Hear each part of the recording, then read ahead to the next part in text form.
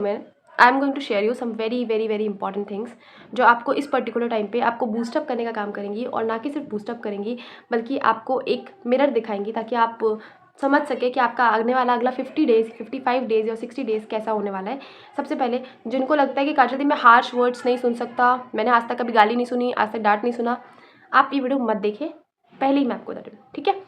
एक बात समझ, तेरे पास ना अगले 55 दिन है, 55 डेज़ 60 डेज़ और एन एवरेज मान ले, ठीक है। इस 55 डेज़ के बाद जब एग्ज़ाम हॉल में जाओगे तो दो चीज़ें हो सकती है, या तो अगर तुमने पढ़ रखा है तो तुमको चीज़ें बनेंगी, है ना, तुम क्वेश्चंस करोगे, और दूसरा हो सकता है कि अगर तुमने नहीं पढ़ रखा है तो इसका कॉन्ट्ररी, इसका ऑपोजिट, वहाँ जाके जब पहला क्वेश्चन मिलता है और वो नहीं बनता है ना, तो कॉन्फिडेंस का धजिया पूरी तरह से उड़ जाता है।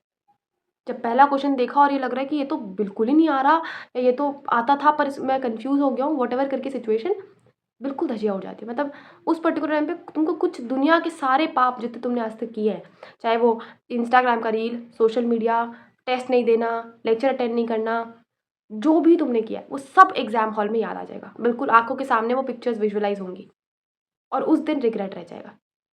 रिग्रेट इस बात का कि तुमको 1 साल दिए गए थे, आज शायद तुम्हारे बगल में जो बैठ करके बंदा एग्जाम लिख रहा है उसका सिलेक्शन हो जाएगा, शायद तुम्हारे रिलेटिव्स में भी कुछ लोग होंगे, बट एक बात मुझे जो बताओ, जो तुम सच में मतलब जेन्यूनली जो लोग प्रिपेयर कर रहे हैं सिर्फ उनके लिए, क्यों प्रिपेयर करना स्टार्ट किया था, क्यों स्टार्ट किया था? क्योंकि हो सकता है कि देखो, डॉक्टर बनना बहुत कम लोगों का सपना रह जाता है, खासकर जो ड्रॉप ले लेते हैं, लेकिन शायद किसी को जवाब देने के लिए, पेरेंट्स को, सोसाइटी को, रिलेटिव्स को, और भी फ्रेंड्स हो सकते हैं, उनको जवाब देने के लिए कि मैं एवरेज नहीं हूँ, मैं मीडियोकर नहीं हूँ, या मेरे लिए इम्पॉसिबल नहीं है, या मैं करके तो ज़रूर दिखाऊंगा।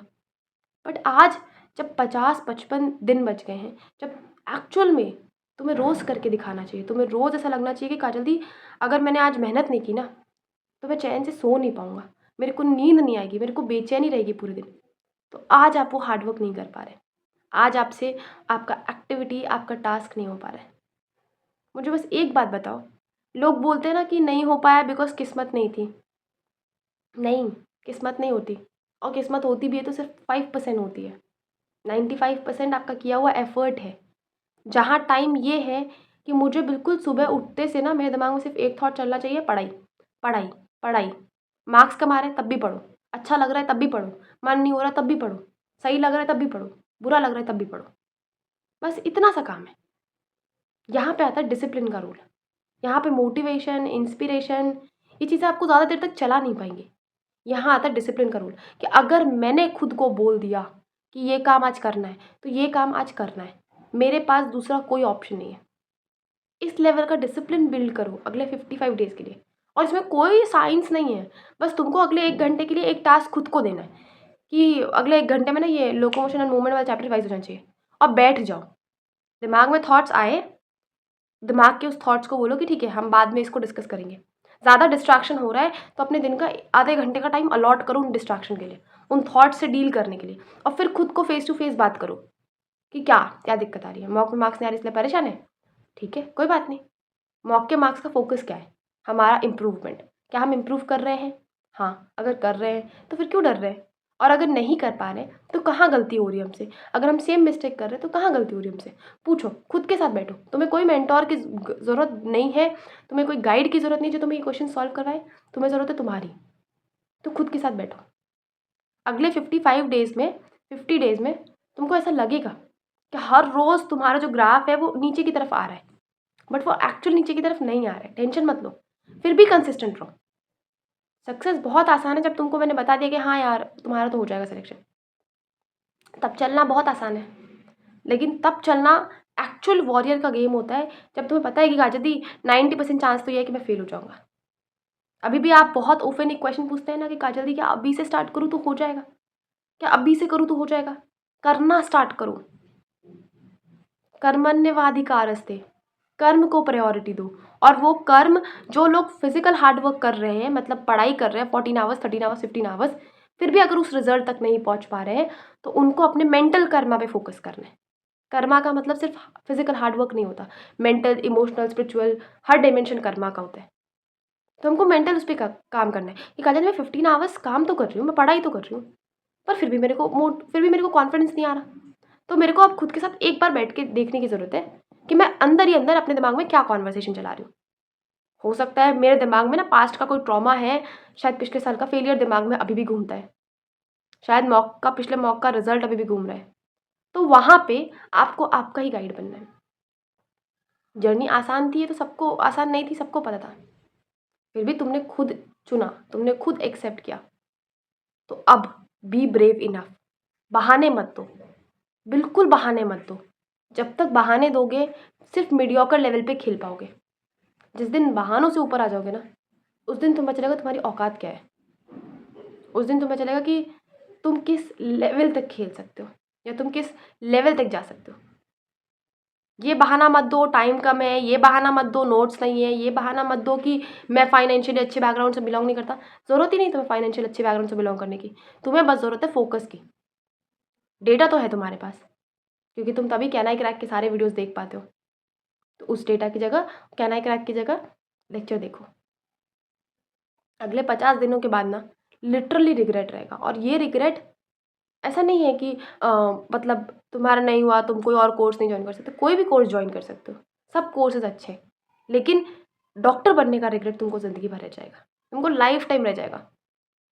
कुछ भी कर लो ना, तुम किसी डॉक्टर को देखोगे ना तो खुश नहीं हो पाओगे, क्योंकि अंदर ही अंदर जो हमारा इनर चाइल्ड है, जो हमारा सबकॉन्शियस है, उसने बहुत सारा टाइम, बहुत सारा एनर्जी, बहुत सारा अटेंशन, चाहे तुम पढ़ाई में सीरियस थे या नहीं थे, लेकिन पूरे टाइम तुम्हारा दिमाग का फोकस इसी बात पे था।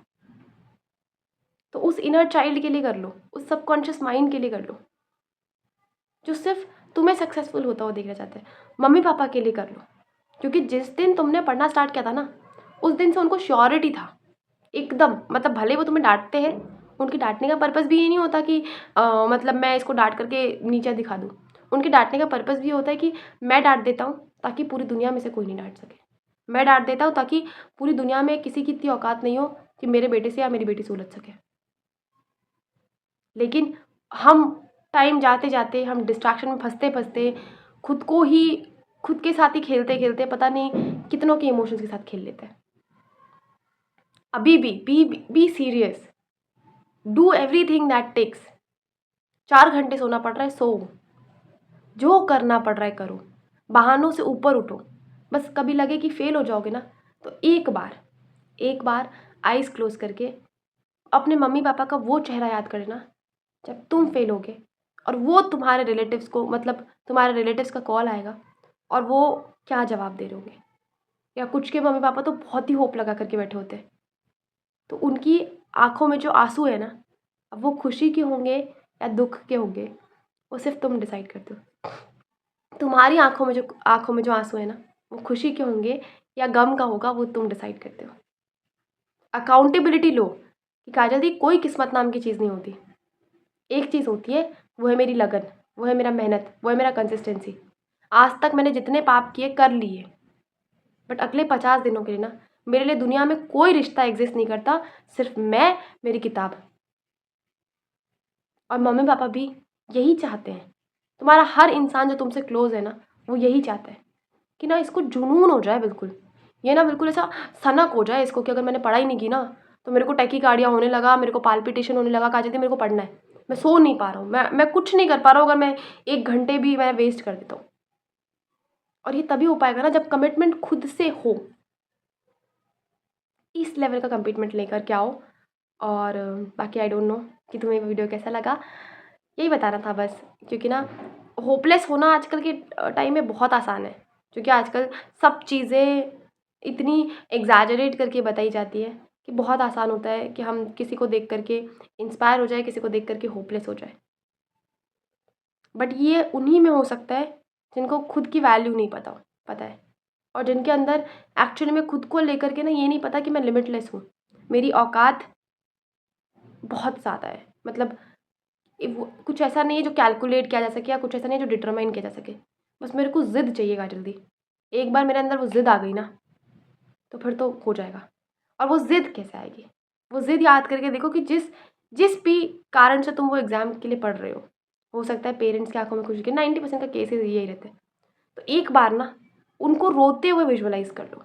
ये विजुअलाइज़ कर लो कि जिस दिन तुम्हारा सिलेक्शन नहीं होता है, वो एग्ज़ाम हॉल में, तुम एग्ज़ाम हॉल में पेपर लिख रहे होते हो और वो बाहर 3 घंटे धूप में, छाँव में खड़े रहते हैं, जस्ट विद अ होप कि इसके बाद ना मुझे ये दिन दोबारा नहीं देखना पड़ेगा, या मेरा बेटा या मेरी बेटी एग्ज़ाम लिखने गई है तो I am very sure, I am pretty sure कि ही और she is going to get the seat this year.